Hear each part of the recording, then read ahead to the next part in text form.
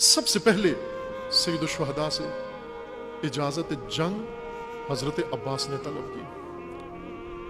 سید الشہداء نے روکا، اس لیے روکا کہ آپ سالار جنگ ہیں، آپ سالار لشکر ہیں، آپ علمدار لشکر ہیں، اس لشکر کو لڑانا ہے بھیا، اس لشکر کو میدان میں بھیجنا ہے. جناب عباس نے لشکر کو تیار کیا، اصحاب کو باری باری بھیجتے رہے میدان میں. جسے حضرت عباس میدان میں بھیجتے وہ میدان میں جنگ کرتا، اور جب وقت شہادت آتا ندا دیتا یا مولا الیہ الیہ یا مولا، اور پھر حسین ابن علی اٹھا کر اس کی لاش کو گنج شہداء میں لے آتے. جب تمام اصحاب شہید ہوئے، حضرت عباس آئے، مولا اب تو لشکر کا بڑا حصہ شہید ہو گیا، اب اجازت دے میں جنگ میں جاؤں. سید الشہداء نے فرمایا ابھی لشکر کا وہ حصہ باقی ہے عباس جو تیرا زیادہ ضرورت مند ہے، محتاج ہے.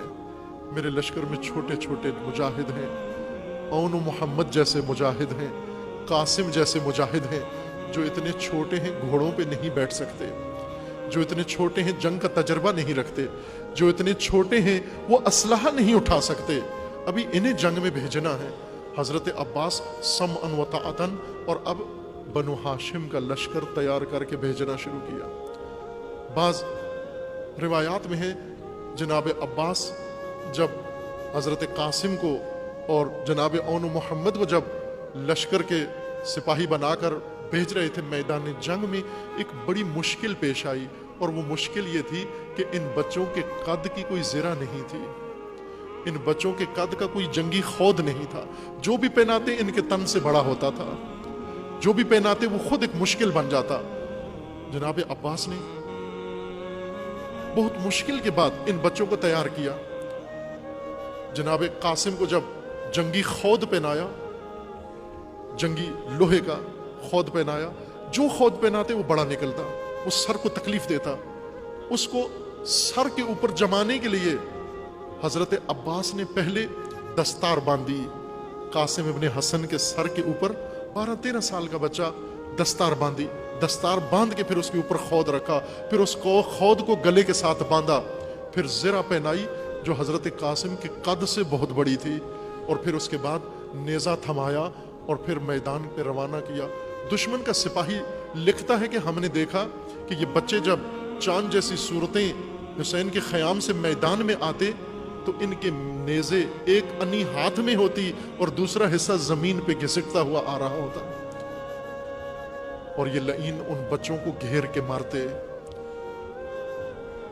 جس لعین نے ارادہ کیا قاسم بن حسن کو شہید کرنے کے لیے، جب یہ بچہ میدان میں آیا تو ایک لعین کہنے لگا میں صبح سے انتظار کر رہا ہوں، میرے حصے میں ابھی تک کوئی بھی نہیں آیا، میں انعام سے محروم رہ جاؤں گا، میرے حصے میں ابھی تک کوئی نہیں آیا، میں انعام سے محروم رہ جاؤں گا، یہ جوان میرا ہے. اس نے لفظ استعمال کیا عربی زبان میں، چھوٹی عمر کے نو نہال کو غلام کہا جاتا ہے. کہنے لگا یہ غلام میرا ہے، یہ نو نہال میرا ہے. یہ راوی کہتے ہیں میں نے اسے کہا لئن یہ چاند جیسی صورتیں قتل کے لیے نہیں ہوتی، تو ارادہ رکھ رہا ہے اس جوان کو شہید کرے گا، تو اس جوان کو قتل کر کے انعام لے گا ملعون. کہا وہ باز نہیں آیا، اور اس نے حملے کے وقت جنگ کے اثناء میں چھپ کے غفلت سے قاسم ابن حسن پہ وار کیا، غفلت کے ساتھ کہ معلوم نہ ہونے دے کہ یہ سامنے نہیں آیا، بچے کے سامنے نہیں آیا، پیچھے سے چھپ کے وار کیا. اور یہی منظر بار بار تکرار ہوا. جب سب میدان میں جا چکے، اب کوئی چھوٹا بھی نہیں رہا میدان کے اندر، سوائے حسین ابن علی کے، سوائے جناب زین العابدین کے، اور سوائے علی اصغر کے اب کوئی بھی نہیں میدان کے لیے. حضرت عباس التجا کرتے ہیں مولا اب تو لشکر سارا چلا گیا، اب علمدار اب سالار کو اجازت دیں، فوج ہی نہیں ہے، اب میں کس کی سالاری کرنی ہے مولا، اب اجازت دیجئے. سید الشہداء نے اجازت دے دی، جو بھیا جو جنگ کی تیاری کرو. جناب عباس نے تیاری کی جنگ کی، جا کر لباس جنگ پہنا، تیار ہوئے. لیکن روانگی سے پہلے سید الشہداء نے فرمایا میرے علمدار، آپ کے جانے کے بعد ان پیاسوں کے لیے پانی کی کوئی امید نہیں ہے، अब्बास, आपको मालूम है बच्चे प्यासे हैं, बीबियां प्यासी हैं, आखिरी दफा मेरे भैया कोशिश कर लो, शायद पानी लाने में कामयाब हो जाओ। जनाब अब्बास खेमे की तरफ आते हैं और आकर मंजर देखते हैं कि छोटी सी बच्ची है चंद साल की, और तिश्ना बच्चों को लेकर कभी एक खेमे में जाती है, कभी दूसरे खेमे में जाती है। हर खेमे में पहुंचकर बच्चों को कहती है, बच्चों इस मशकीज़े में पानी होगा। जब उठाती है, उसको उलटती है, वो खुश्क निकलता है, उसे छोड़कर दूसरे में जाती है। जनाब अब्बास ये मंजर देखते हैं, आंखों से आंसू जारी हो जाते हैं। हज़रत अब्बास ने खेमे से एक खुश्क मशकीज़ा उठाया और नेज़ा उठाया, और जब खेमे से निकलने लगे तो बच्ची तमाम बच्चों को मुखातब होकर कहती है, बच्चों अभी तक पानी नहीं था, मैं तसल्लियाँ दे रही थी। बच्चों पानी नहीं था, मैं तुम्हें तसल्लियाँ दे रही थी, अब वादा करती हूँ पानी आ जाएगा, बस थोड़ा इंतज़ार कर लो। बच्चे पूछते हैं, बीबी अब पानी कहाँ से आ जाएगा? बीबी फरमाती है, देखते नहीं मेरे चचा अब्बास पानी लेने जा रहे हैं, मेरे चचा अब्बास पानी के लिए जा रहे हैं। बीबी बच्चों को लेकर खेमे के दर पे बैठ जाती है और निगाहें मक्तल में लगा लेती है, और अब्बास रवाना हो जाते हैं तिश्नगान हुसैन के लिए, आले रसूल के लिए पानी लेने जाते हैं। पानी पे पहरा लगा हुआ है, पहरा तह बतह लगा हुआ है, हर तह को सफ़ों को पिछाड़ते हुए जनाब अब्बास अपने आप को पानी तक पहुंचा देते हैं, घोड़े को नहर में डालते हैं और मशकीज़ा भरते हैं। उस वक्त जनाब अब्बास ने अपने चुल्लू में पानी भरा नहर का, और उसके अंदर अपना अक्स देखा और अपने आप को खिताब किया, ए नफ्स अब्बास तू तिश्ना है, ए अब्बास का गलू तू तिश्ना है, पानी पीने को जी करता है, ये पानी बड़ा गवारा है, लेकिन अब्बास तेरा मौला हुसैन तुझसे ज़्यादा तिश्ना है। ए अब्बास, ए अबुल फज़ल, ए उम्मुल बनीन के बेटे, तेरे मौला के बच्चे तुझसे ज़्यादा प्यासे हैं। हज़रत अब्बास ने वो पानी दोबारा नहर में डाल दिया। बाज़ रिवायात में लिखा है, मुस्तनद रिवायात में लिखा है कि हज़रत अब्बास ने, चूँकि अहले बैत के और सैयद शुहदा के लश्कर के घोड़े भी प्यासे थे, इन हैवानों ने भी पानी नहीं पिया था। हज़रत अब्बास ने जब घोड़ा नहर में डाला, उस घोड़े ने लब नहीं लगाए, चूँकि अभी अब्बास ने पानी नहीं पिया, घोड़े ने भी पानी नहीं पिया। तिश्ना घोड़ा था, तिश्ना वापस आ गया। घोड़े को नहर से निकाला, मश्क को अपने काबू में लिया और खेमों की तरफ एड़ लगाई। उमर साद ने रोकने के लिए कहा लश्कर को कि रोको, पानी खेमों में न पहुंचने पाए। अगर ये पानी खेमों में पहुंच गया, अली के बेटों ने, अब्बास और हुसैन ने पानी पी लिया, फिर ये जंग खत्म नहीं हो सकती, फिर तुम्हारी जीत शिकस्त में बदल जाएगी। ये पानी न जाने पाए। ये इन सब हल्ला बोलते हैं, हजरत अब्बास के साथ जंग शुरू करते हैं। हजरत अब्बास ने जंग नहीं, पानी को बचाना है, पानी को खेमों में लेकर जाना है। जब काफी वक्त गुजर जाता है और हजरत अब्बास जिस तरह आते हुए इनकी सफ़ों को, पहरों को तोड़ते हुए नहर के अंदर आ गए, अब इनके हलके को तोड़ते हुए खेमों की तरफ जाते हैं। उमर साद लईन कहता है ये पानी हरगिज न पहुंचे। एक लईन बढ़कर हजरत अब्बास के उस बाजू पे वार करता है जिससे मशकीज़ा थामा हुआ था। बाजू कलम हो जाता है। उम्मुल बनीन के बेटे ने बाजू दूसरे हाथों में थाम लिया।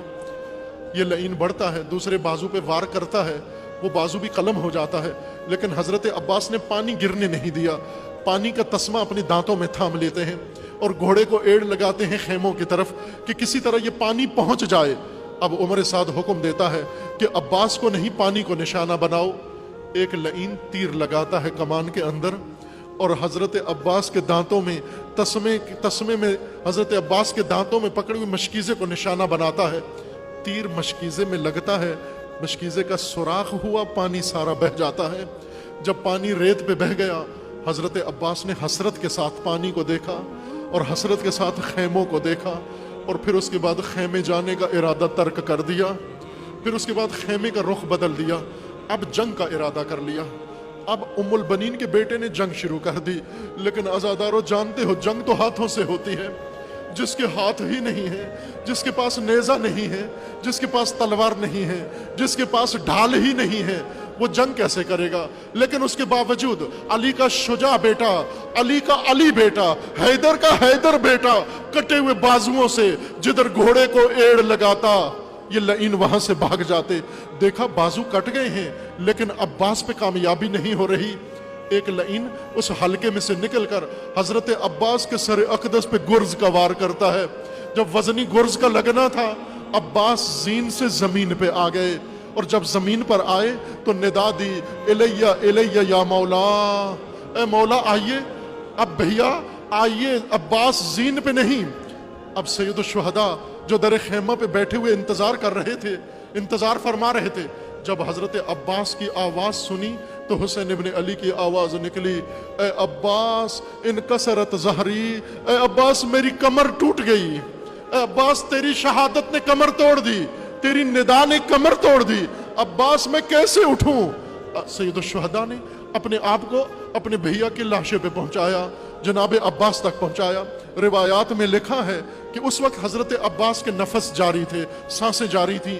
جناب سید الشہداء نے اٹھایا، اپنے بھائی کے سر کو اپنے آغوش میں لیا، زانوں پہ رکھا. گرز کی وجہ سے خون بہ رہا تھا، دونوں آنکھوں میں خون بھر گیا. جناب سید الشہداء نے اپنی عبا سے آنکھوں سے خون صاف کیا. جب خون صاف ہوا تو پھر فرمانے لگے، بھیا مجھے معلوم ہے تکلیف بہت ہو رہی ہے، بازو کٹے ہوئے ہیں اور سر پہ شکاف آ گیا ہے، بھیا میں ابھی خیمے لے جاتا ہوں، ابھی بہنوں کے پاس لے جاتا ہوں، بہنیں مرہم کریں گی، میرے بھیا آرام آ جائے گا. جب خیموں کا نام آیا تو جناب عباس کی آنکھوں میں خون بھرا تھا، لیکن آنکھیں کھولی اور اشارہ کیا اور منع کر دیا کہ مولا مجھے خیمے میں لے کر نہیں جانا. جناب سید الشہداء پوچھتے ہیں، بھیا خیمے کیوں نہ لے کر جاؤں؟ جناب عباس نے اشارہ کیا آنکھوں سے کہ خیموں میں جب میں آ رہا تھا تو سکینہ نے بچوں کو بٹھا کے وعدہ دیا تھا کہ میرے چچا پانی لا رہے ہیں، اب میں کس شرمندگی سے جاؤں گا، میں تشنہ بچوں کو کیسے منہ دکھاؤں گا. بھیا مجھے خیمے نہیں لے کے جانا، بس یہ آخری اشارہ تھا. اور پھر اس کے بعد روح عباس پرواز کر گئی اور کربلا کے صحرا میں آواز آئی، انا للہ و انا الیہ راجعون.